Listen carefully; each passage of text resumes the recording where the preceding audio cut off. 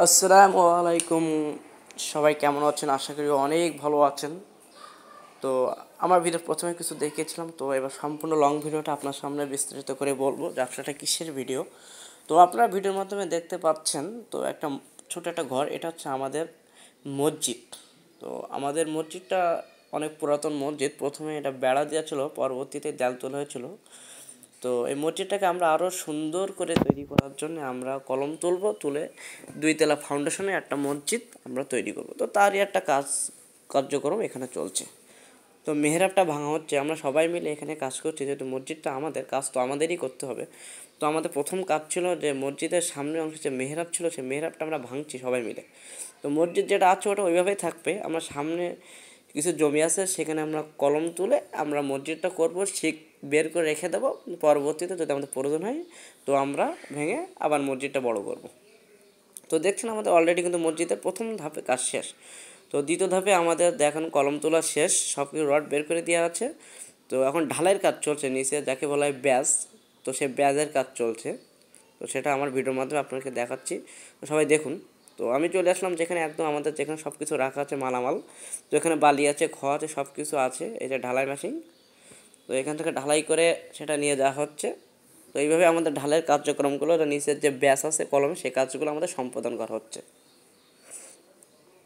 তো এইভাবে আমাদের মসজিদে কার্যক্রম চলতেই আছে।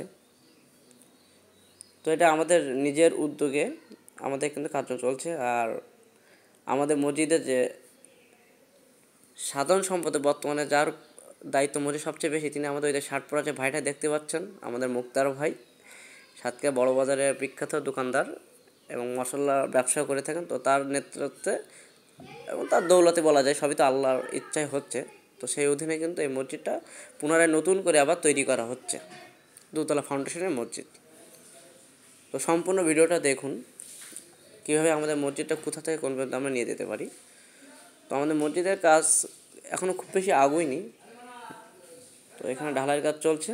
ওই যে মশলা নিয়ে চলে যাচ্ছে, গিয়ে সামনে গিয়ে ওটা নিচে ঢেলে একটা ব্যাস তৈরি হবে, হয়ে তারপর ওখান থেকে কলাম উঠবে।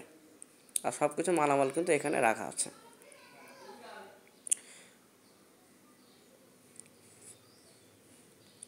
আমাদের মসজিদ আসলে এক্সট্রা কোনো জমি নেই, তাই এই জমিতে আমরা সব কিছু রেখেছি। ওই যে চলে যাচ্ছেন, 5 থেকে 6 জন শ্রমিক কাজ করছেন। ওই যে মসজিদটা দেখেছেন, ওটা পরবর্তীতে ভাঙা হবে যদি আমাদের প্রয়োজন পড়ে। 2 থেকে 3 কাতার হয়তো আমাদের এখানে হবে, আর যদি আরও বেশি কাতার প্রয়োজন পরবর্তীতে ওইটা সম্পূর্ণ ভেঙে আমরা ভালোভাবে সম্পূর্ণ একটা মসজিদ তৈরি করব। 2তলা ফাউন্ডেশনের উপরে এতিমখানা হতে পারে, অথবা উপরে আপনার হাফিজিখানা হতে পারে, সেটা কোনো সিদ্ধান্ত গৃহীত হয়নি। তো এই যে আমাদের কলমের কাজ চলছে আর বেদের কাজ চলছে। তো আপনারা দোয়া করবেন যাতে আমরা খুব সুন্দরভাবে আমাদের মসজিদটা তৈরি করতে পারি।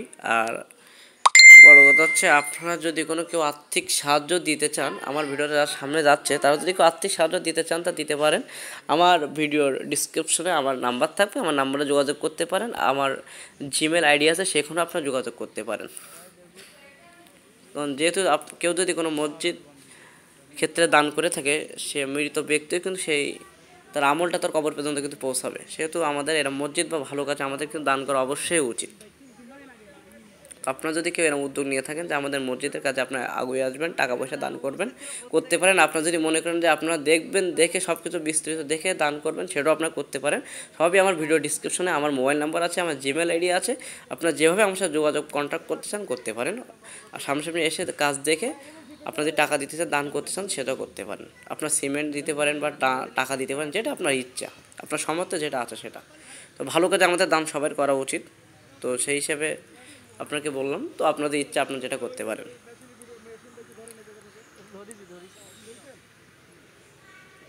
কারণ সবার সহযোগিতার মাধ্যমে আমরা আমাদের মসজিদটাকে উন্নত করতে চাই। তো সেই হিসেবে সবাই যদি এগিয়ে আসেন, আমি আমার মনে অন্তঃস্থল থেকে অনেক ধন্যবাদ জানাবো আপনাদেরকে। আর টাকা পয়সা আমাদের একটু শর্ট আছে, সেই হিসেবে কেউ সাহায্য করলে খুব ভালো হয়।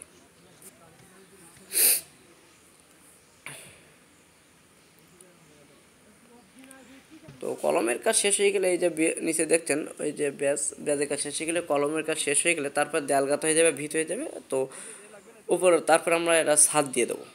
আর আমাদের এই যে সাইট, এই সাইটে আমাদের বাথরুম ঘর হবে, প্রসাবখানা হবে, আর ওখানে আবার একটা হুজুরের ঘর হবে। ঠিক আছে, এখানে আমাদের এক্সট্রা 1 শতক জমি আছে যেখানে আমাদের বাথরুম ঘরগুলো করা হবে।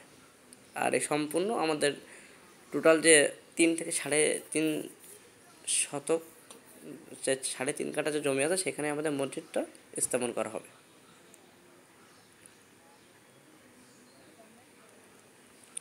তো সম্পূর্ণ ভিডিওটা দেখুন। তো আপনারা আমার চ্যানেলকে সাবস্ক্রাইব করতে পারেন, আমার পাশে থাকতে পারেন। আল্লাহ হাফেজ, আজকে আমি শেষ করছি।